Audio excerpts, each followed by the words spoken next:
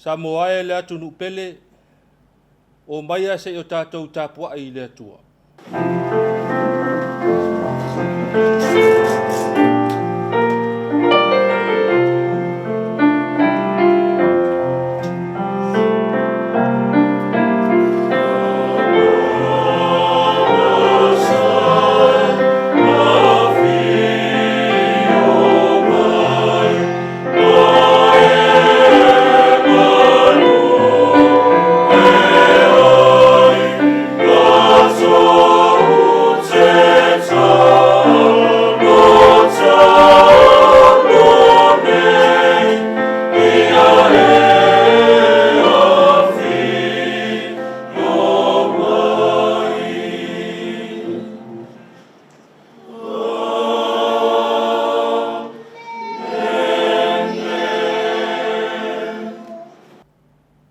Fioae le atua ma le alanga fia.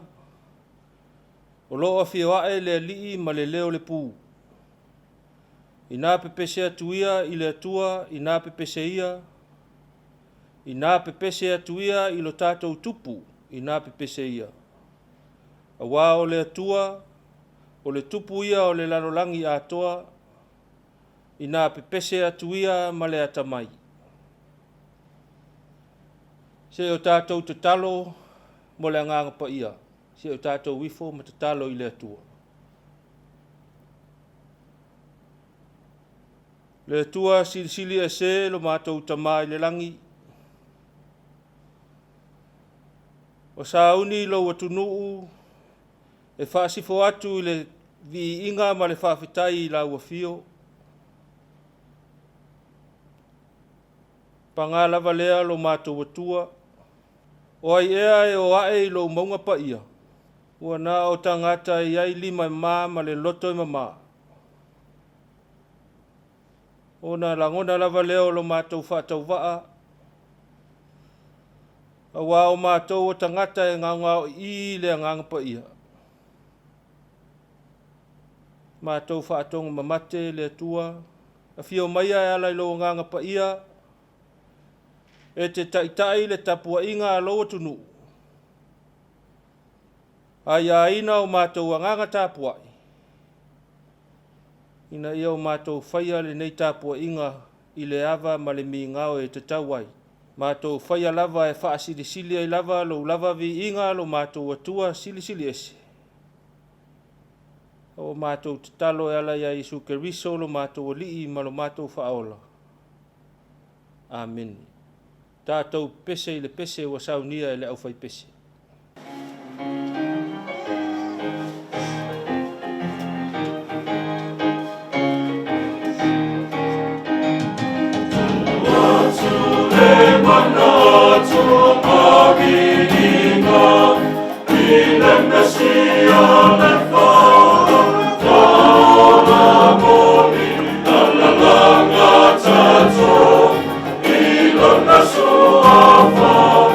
Awa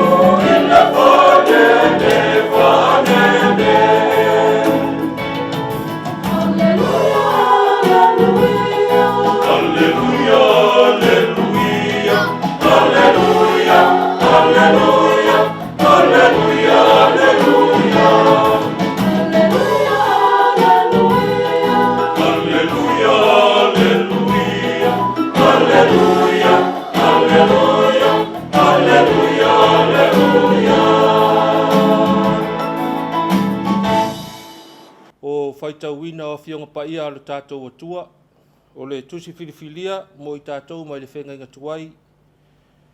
Maua mai le tusi o e soto lo nam tā upo se fulu ma le lua. Tātou whai tau whea wai mai le whai upo se fulu lua e whaangata mai le se fulu ma le whā. E soto lo nam tā upo se fulu ma le lua. Se fulu lua i se fulu whā tātou te whai tau whea wai i ai. Whafonga mai ai a fionga pa ia alo tātou wali. A wā o le pōna nei o te uia ne ai le nuu ai kupito, ma o utai au matua umalava i le nuu ai kupito, o tangata a toa mamanu. O te whaasala fo i atua umalava o ai kupito, o a ulava o le ali.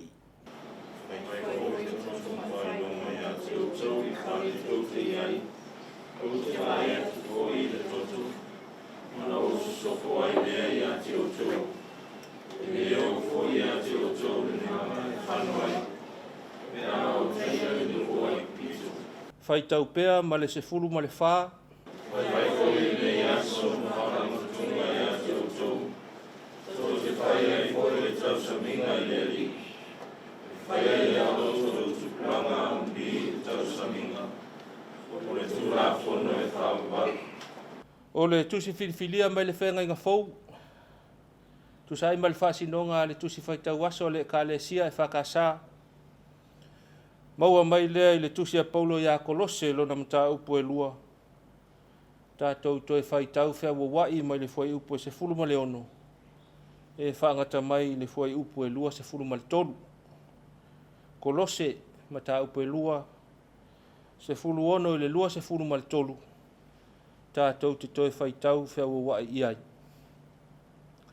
O le nei, aua nei whaamasino atu se tasi a te utou i mea a ai, po o mea e inu ai, po o mea ia o tau saminga, po o masina whāto awa aia, po o sāpati. Watalawa ia o mea atari, a tino, e a ke viso la malea.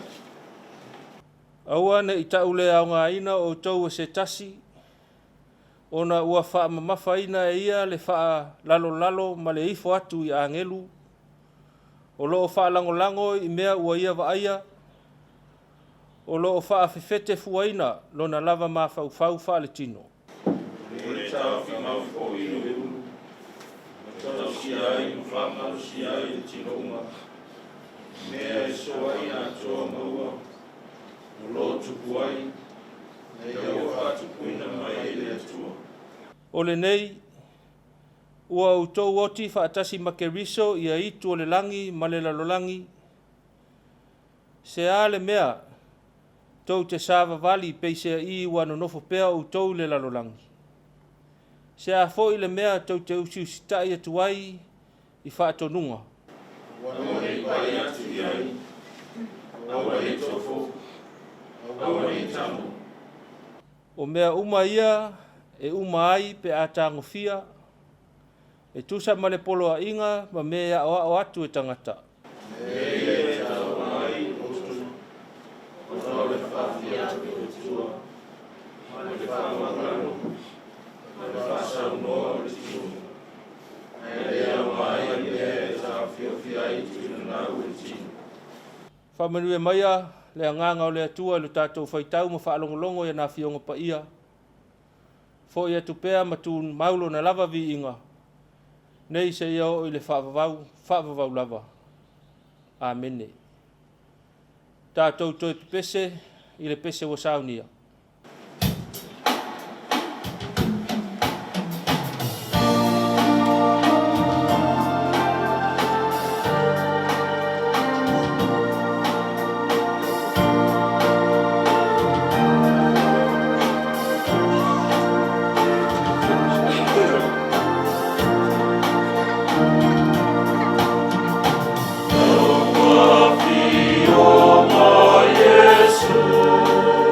Oh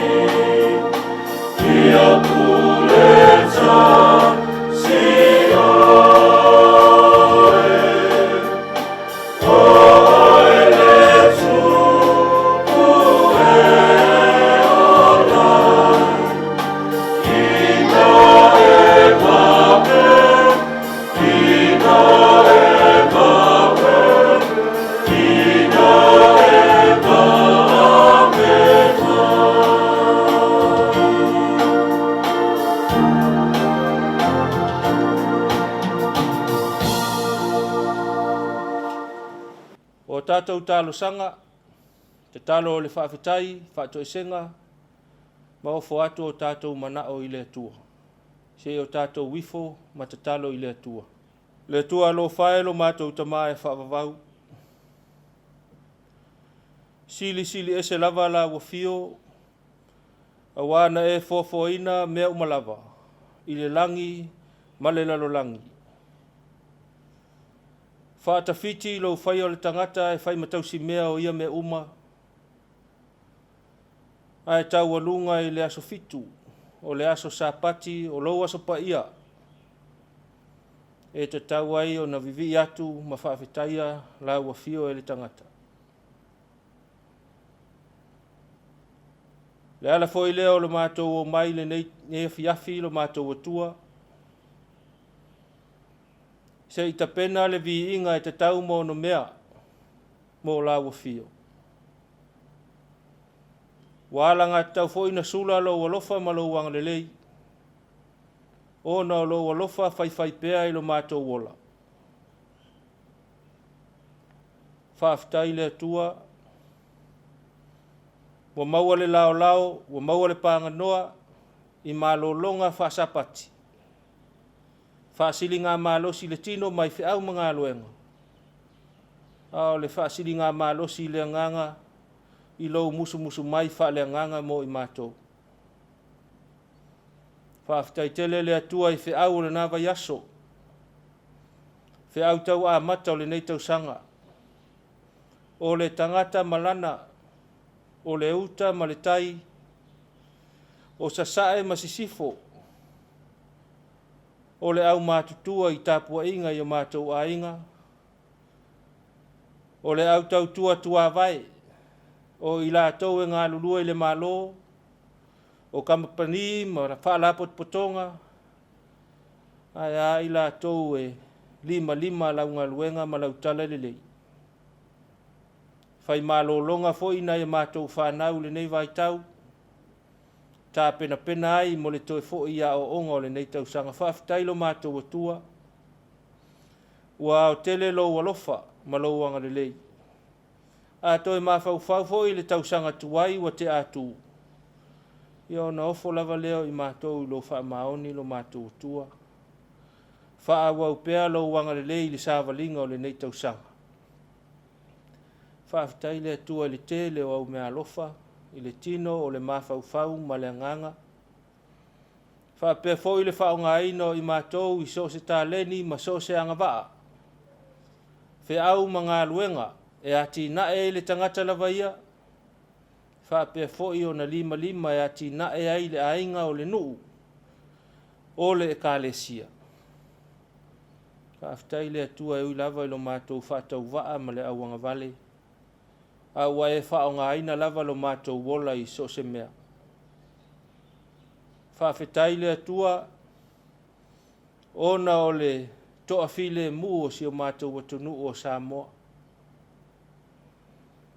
Wa ai lunga o televise ma upenga te whailangi. I taua ma whewaiwa inga o mala whaale nātura ma mea e tutupu le ola o le tangata. Ona mātou whaafetai lava leo la wafio. Toa file mu si o mātou watunu o Samoa. No nofo le lei foi ona tangata e ui. I whaalave lave o lea taimi ma whaafita uli. Whaafetai lo si o manga. A vangali maina lo mātou ngā lala I le fia inu ma le fia ai. O suinga o le tau. E fesoa soani lo mātou malosi la le tino. Whaafetai le atua I le malosi. Te whaasoa mai le aso ma le aso. Aia le ola. O loo mātou wola ina. E ui lava e whaata alonga I vaia I mātou. Le whaita wina o lo mātou wola I le aso ma le aso. A o la wafio lava e te whaasoa mai whaafetai tele lo mātou atua. Whaafetai le atua I anga I whanua ma anga nuu. O mea alofa tu whaasolo. Mai ai nai mātou tua wa whemoe la lātou whai ngā malanga. O whaasoa mai fo I o mai lava I o mātou taimi. O mea ia o lo tausia I o mātou so o tanga whale tangata. O mea ia o lo lua luangia lo mātou wola ina o le whialo whani e peona e pola ina mai I mātou. Ai ala o tala lilei lo mātou atua. Whaasino mai mo I mātou. O mātou I loa ai lau whaalatanga. O mātou I loa ai lau file mu. O mātou I loa ai lau walofa lo mātou atua. O mātou I loa ai. E iai lo mātou wola I tua atu o le oti. A o lau tala le leile atua o mātou masani ai. O whaima o ngā totonu o mātou a inga. O nuu. Whaapea so o se mea mātou te iai. Whaafetai o mātou masani, o mātou whaasoa. E a o mai a I mātou ma whaatou tonu lo mātou wola I la le tino. Le atua lo mātou tamā, manuia si o mātou watunu o atoa. Mai lava e ona taitai whaale mālo, o taitai whaale ekalesia, o taitai whaaitu mālo, o taitai o nuu. Ia whaapea I lātou o loo. Tu le foi a wana I o mātou ainga. Whaafetai tele lo mātou atua. Whaatua foi. Manuia foi tama whanau a Samoa I so se mea o le neila rolangi po fea lava o au mawai. Po fea foi o ati nae ai. Matafa ioi ese mataleni wa fawai na e lau fio. Whaafetai tele lo mātou atua. Walei lava se tala vale, walei se malai afe. I le nei vai tau o la mātou whai ngā malanga. Le atua lo mātou tamā. Whaafetai a wafionga pa ia o mātou whai tau ma mātou whaalongolongo. O le tala ma le finangalo o la wafio. E awa o mai I mātou e whaasino atu. I lo mālo fola mai. O le sulu o mātou vai ma le malama I o mātou wana. Ai alo wa nganga pa ia o lo mātou sosoani sili. I taime to I lalo ai mātou I whaasosonga le fili. Whaapea foi, pe a sola o mātou langona ma manatu. Ona o mea tau whaamatau ma mea tau whaafefe o le nei ola. Whaafetai sili lo mātou atua o lo walopele o Yesu Keriso. Na tapena ina le leinga mo I mātou. Toi au mai I mātou ma le loloto le angasala. Whaamangaloina angasala. O ta pena foi e la wafio lo mātou wawanoa I le ola e whaavavau. Le atua lo mātou tamā foi atu pea le vi inga ma le mamalu o la wafio e le au no. O mata lava o maasiasi le tāpua inga le atua. A wau mātou I loa, mātou tautino. o mātou o tangata angasala, o mātou o tangata ele elea, o mātou o kerisiano whemo mo wai, o mātou au auna le whaamaoni. A o whea lao le a mata ai se whaamaangalonga. A wai ati lau singa whanga ia i mātou ma e sila fia loloto o mātou manatu malangona. E o lava i mawhauwhaunga loloto o mātou mawhauwhau e sila fia e lau fia. Le atua lo mātou tamā. Ua ngā sala Samoa i o luma. Ua ngā sala o na taitai i o luma. Ua ngā sala i mātou uma i o luma. O tele lo mātou le whaamaoni. Wa e whaasino mai le tofi, ma le tiute, mātou te ngāruru e ai, ia awa mātou whaoa ai lo vi inga lo mātou atua. O mātou le toi whesili atu ai lo whaasidonga mo i mātou. O whai lava lo mātou poto ma lo mātou iloa. Le atua lo mātou tamā, whaamangalo lo mātou manatu whaapito, o mea walau tua i le tosi o tua o i le mātou vātangata. O mātou le alolofa i fo i e tusa o lo alofa ino i mātou. O tau mia i fo i nisi o mātou uso a tangata. O mātou whailonga tangata ai. Ai alo mātou le whaamaoni i tiute mawhaiva le atua. Whaatumutumu 5 lava o na whaatino tiute o le aso ma le aso. Ai sili ai le atua o na mātou whaatalele le ngā luenga, ma le tautuaina o lau awhionga pa ia, ma lau talelelei.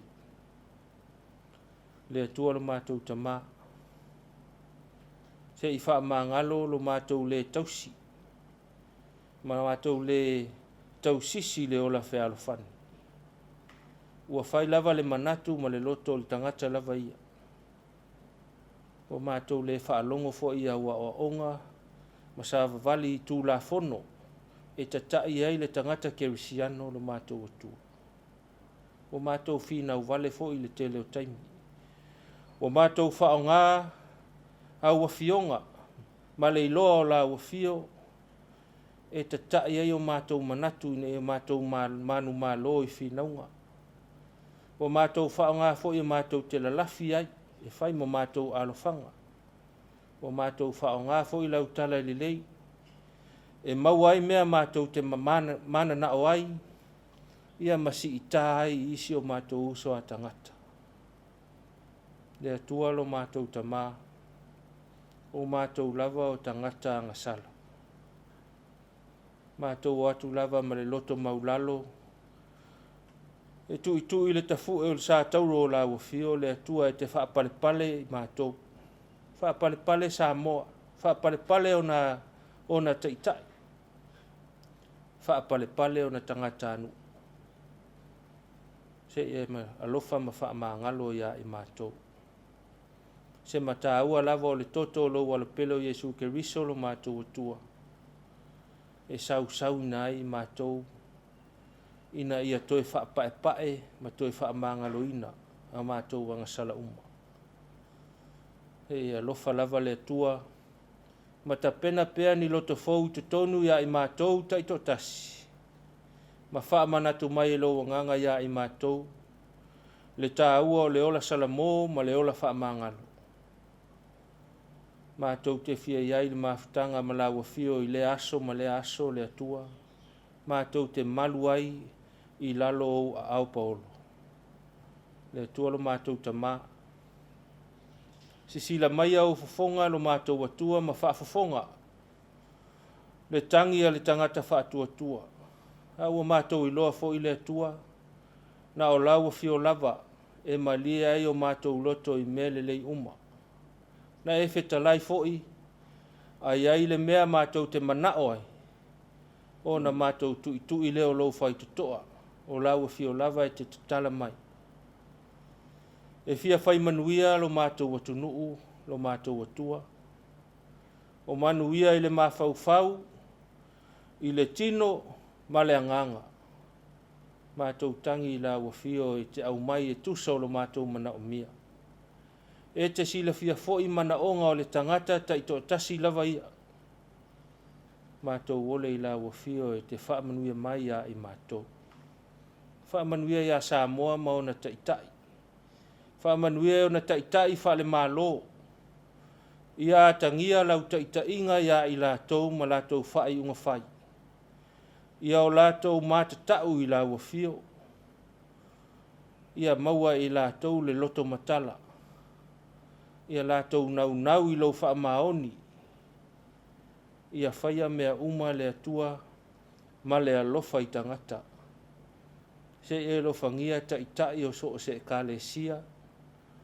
Ma le au whai ngā luenga totofi I so o se whatawhai taulanga. Le rātou ngā luenga I le au ma le pō ina ia lautele lo malo. Te talo le atua e ai aina e lo wanganga pa ia. Mana la lātou upu fola fola ina ia tele le whaatua tua o tangata le tua lo mātou tama.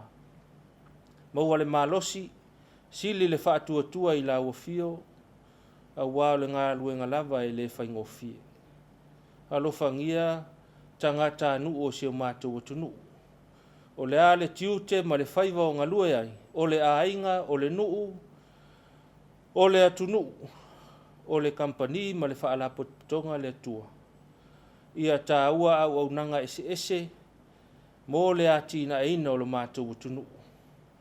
Ai sili e o na ati nae le tangata lava ia. Alo whangia la wafio ati nae le malo mo le leilau tele o Samoa. Ia whaataunu uina. Au li itia e lo wanganga. Ina ia o ngā mataua mo I mātou uma. Mātou tatalo lava le atua lo whangia tama whanau a Samoa. O loo sala lau I so o se tafa o le neila lo langi. Tiu te ese ma whaiva. Ia whaamanuia la wafio ia I lātou. Mātou tatalo fo I le atua. Alo whangia le nei vai tau. Whea ngai o lo mātou mālo, ma le whainga mālo, ma ngase a mālo. O la wafio lava e whaasi noa le tali. O la wafio lava e tapena ina le whaamasinonga. Te talo I la wafio ia vave mai se aso. E whaia lava le finangalo tu tasi o la wafio. Ai le whaia se loto o le tangata. Le atua lo mātou tamā. Se I e whaamanuia ma e alofa. Inai o mātou tamā matina mātutua. I to tonu o maota, malawa, maainga. Ia whaape fo I nisi. Ua au mau I maota o le au mātutua. Whaamanuia ia I lātou. O lātou whaivatatalo. E tuli ai mātou whi au mga luenga. Lofangia fo I la wafio ia I lātou o ngafa ma le ngā luenga. Tuawa ina o na I mātou ainga. I so se tiute I to tonu o nuu mafio anga. Ia whaamanuia ia I lātou. Na I mātou whanau o whea ngai ma malolonga. O le ola o aoina. Ia o ngā le malolonga le atua. To e whaasili le malosi ma tapena le mafaufau. A wale to e fo iatu ia onga o le nei tausanga. Le atua le mātou tamā. Se e wha ma whanawhana ia I lātou wa whaanoa noa. Ona o lau walau pa ia. Wha matala loto pe la wafio. O le oti. E le o le muta lea o le olanga. A wawa tapena e la wafio. Le ola I tua atu o le oti mo I mātou. O le longo tā fo I mo I mātou uma. A wae o mai fo I o mātou waso. Le tua lo mātou tamā. Alo whangia I lātou o whaata o tolia I so se ngase. Sa mo nei po si mai atunu I mamao. Maota malawa ma maota ngase. Ia whaamalo le a. Whaamalo lo. I le a au whaamalo lo o la wafio. Mātou whaatua lava o la wafio o le fo mai o fo mai. E toi whaafo ia I le tangata malona moenga wa malolo.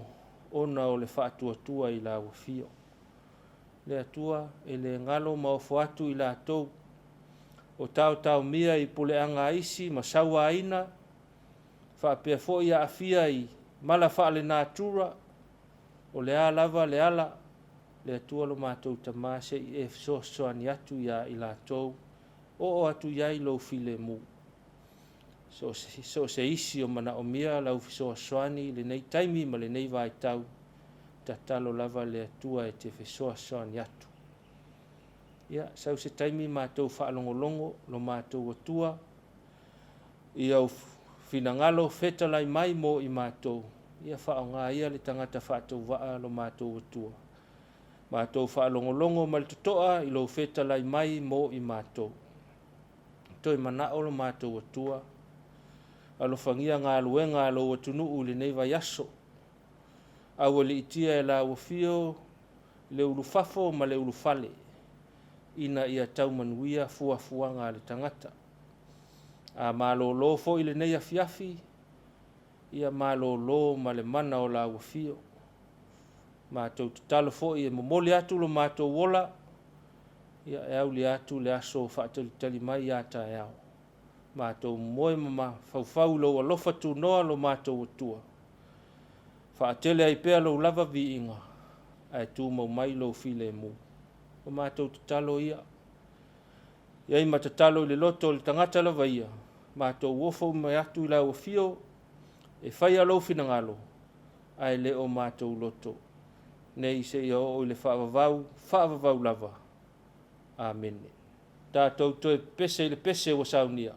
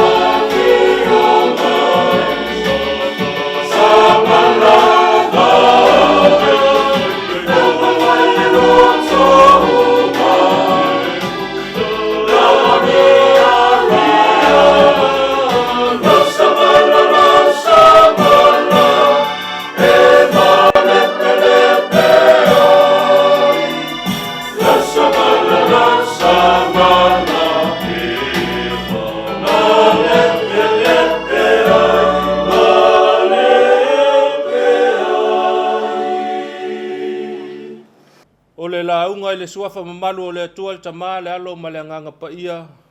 Amene. Ua maua le matua le launga mai le tusi na whaitau mai le whenga inga fau. Tusi a Paulo ia Kolose lo na mta upo e lua. Whao ngā ina le whai upu e se fulu ma le iwa. E au iei le whautaunga o le nea fiafi. O te toi whaitau ina whapea. Ua le tau fi mau fo i le ulu. Ua tau si ai ma wha malo si ai le tino uma. I mea e so ai a toa maua.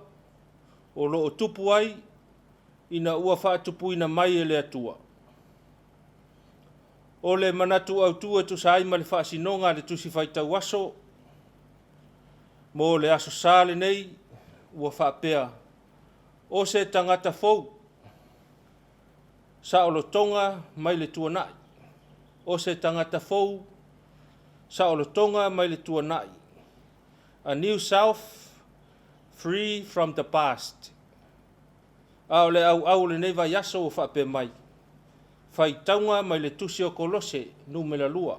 A o alia e mai le COVID se fulu iwa ma o na toa tunga. Na tusi ai mani tu la fono a tunu ese. O lo na wha moe moe. E pui ai le pipisi o le wha mai. Pei tai wa manatu nisi. O tu la fono o whaia ina ia wha atapulaa ai. Leo la sa o loto le tangata. Wa manatu foi nisi. O tu la fono ina ia ola atili ai le tangata malosi. Matele oa le tangata mau oa. Ai sai tia le tangata vai ma le tangata le tau aloa. Mai le COVID fa nga solo mai. I ngase a malo sa fiai si o tātou watunu upele. Ma o lo faa wau mai pea se i o mai ananafi. Fai mai le mau ala u fai tō wha o le tūla fono. O le mafuanga o suinga o tūla fono wa so sofa ai. Wha masinonga tonu. Ma oso wha ia le saolotonga o le wha vai. Ai fai mai se tasi lo ia a Samoa. Isana tusinga. Pau lava le tali o wha lave ma mea wha penei. Ua na o le anganga pa ia lava. Pau lava le tali o leo na ina e tangata fai tūla fono o fua o le anganga pa ia. E peo na wha ailoa mai e Paulo. Ai se mātau ma se maitau e fōlinga mai ua le ai pe ua tāpulaa. Le mawhai o le tangata e toe whai ai se isi suinga fau. O le apuapua ai lea Paulo mo Kerisiano i Kolose. E le ai se isi e sili atu na ilo Keriso Yesu. O ia e ao ia ile ka le sia i Kolose. O le Keriso lea na ia tatalo ai ma whaatua i ai. Ai ao o mai e pawhara ma le au mātutua. O le whaatumutumunga lea o le ola whaaleanganga o tangata. E le toi mo o mia se whaamamawhaina o ni tūla fono. E le tauto e tausi ni aso whaamanatu ma ni sauninga whaapitoa. O mea ia. O mea ngata i le tino ma le vai ngā lautele. Ia o Paulo le tangata saola ina ma whaamalosia tūla fono. A o lea foi wa a maila na aveai. Malana fe au, mo tali tonunga se e ala i tūla fono. Fe mai Paulo. O tūla fono e le tatau na whailonga tangata ai. E le tatau na tosia ai ni tua oi, ma tau mea ai tangata i o la tau tali tonunga. O le vaai a Paulo i le tūla fono mai le tio ata o le tala le lei. O tūla fono e tutusa ai tangata uma i o la tau whaatua tuanga. O tūla fono e o la fia ai tangata i o la tau si o manga, ma o la sa o loto ai le whaaleanganga. O tūla fono e tatau o na ola ai ma tausi le wha maoni ma le ami o tonu. ia fa pe fo I filosofia o nga tu fa solo fai mai o mea alofa ua iai fainga ma whaatinonga e tatau mo le ola o tangata. E le tatau na avea ma ala e whaasi umata ai ma whaatilo le ngā lue a le isi tangata I le isi tangata. E le tatau foi o na whaavi I mamalu ai le tangata e lima malosi. Fai mai Paulo. Ia mata ala I le whaonga aina o tūlanga tau aloa. E whai ma wha maoninga o le tala inga ma le moli mau o loo au mai. Ma le whaatinonga o se mea moni.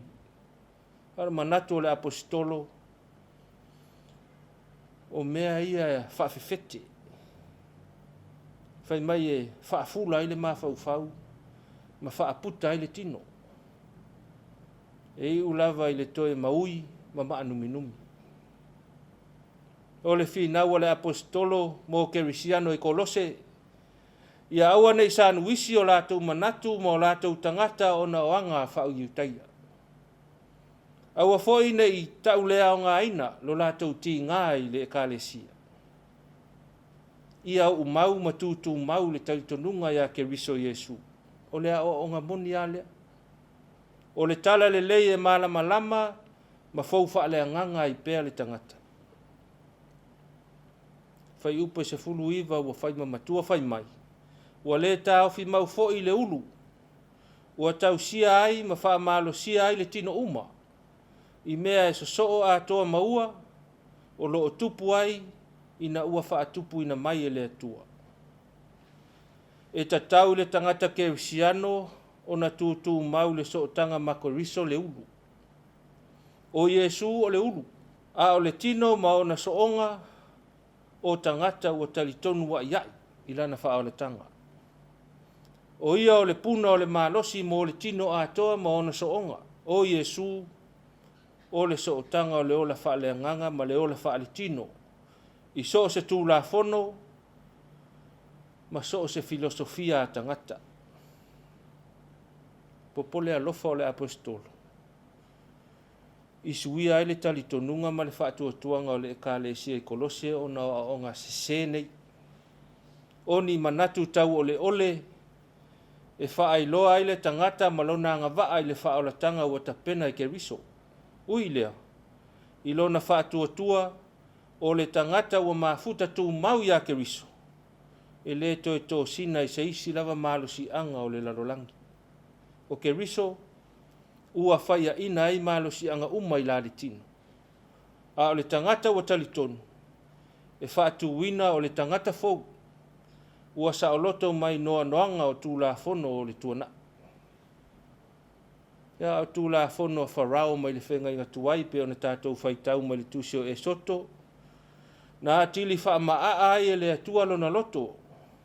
O ana tū la fono na whai na ia wha atele ai pea lo na malosi malona matautia.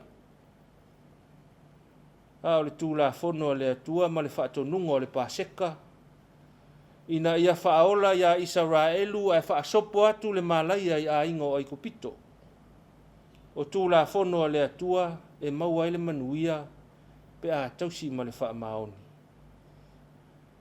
Ia ai oi ti ngā mamalaia pe a wha malo ma wha maa. Tū la fono le atua ua au tupula ngā. E le masuia e tū mau pea lo na wha moe moe mo le ola masanga maua I pea lava le ola. Sa moae le atunu upele le nei afi o se fangu a le tala I le lei. A o nai fesili wha atupu manatu. Sa moae o e sa oloto. Le tala le le ie o e sa oloto. Le malo oe o fea le sa olotonga o tangata. A o sa oloto I la le tino po sa oloto wha le nganga. Manatu sa moa o le nai I nā le tali. Le malo o iai sautari. Ai o le mātau ma le maitau wa e wha mamafa le sa ili sa oloto I le tū wha le tino. Pei lava ua tele lo utou taimi le whaamapoina o tūlafono ma isi lava mea whapena. E leo se mea leanga. Pei o nā o mai Paulo, le apostolo. Pau lava lea i da ua nei tawhili sau noa i lava le au mautofi. Ai noa tia ma pāpui ai lava le tangata vai ma le tāwaloa. Ia au ane i whaia e lafi ai le tangata lale ma alo ane i o. Ai tuli tausia le isi tangata. Ia malama o utouto finga o ata atou anga nuu ma tūlafono whaia tangata. O mea le tino e ngata i le tino. A whaata mala i le olaina. E avea ma mea whaafula ma whaaputa i le tino atoa ma le mawhauwhau. E iai le taimi e maui ai. Pe a o mai le mala e pe o ai kupito ma wharau. Ia manatua o Iesu o le ulu. O tātou tino o le ekalesia. Ia manatua o Iesu o le ulu o tātou tino o le ekalesia. O lona winga, o le atamai, o le poto, ma le mawhauwhau fo le nā. O le tātou whaasinonga le nā, ma le tātou whaasinomanga. Whaalangolango o tātou mawhauwhau nganga ia ke riso Iesu. O na tātou malolosi ai lea e whaale mawhauwhau. O le vai inga o isi tū tino,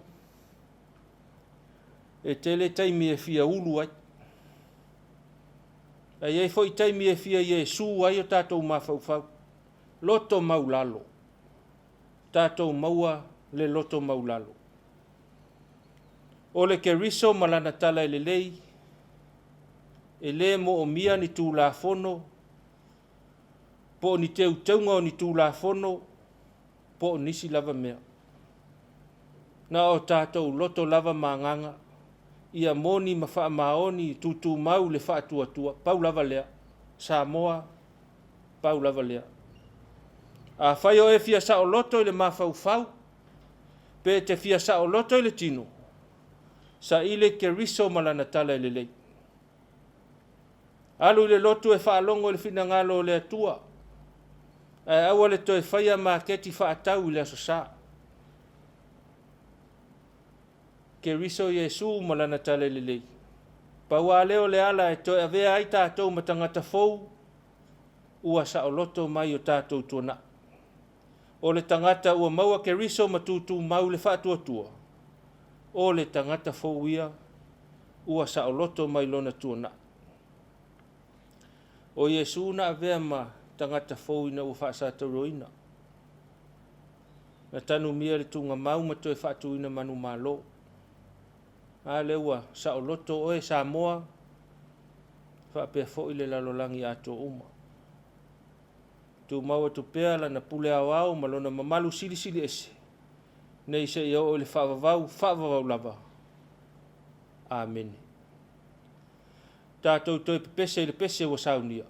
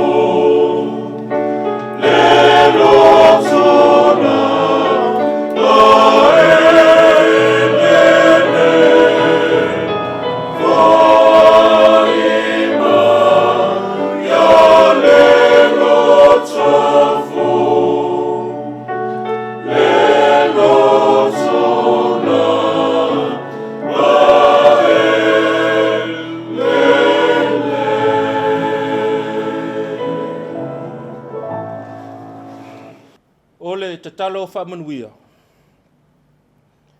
Ia ilunga Samoa uma ma le lalolangi atoa, le manuia ma le fine mu o le atua le tama, ma le alofa tu noa o le alio Yesu Keriso, atoa ma le mafutanga whaatasi ma le nganga pa ia. Amen.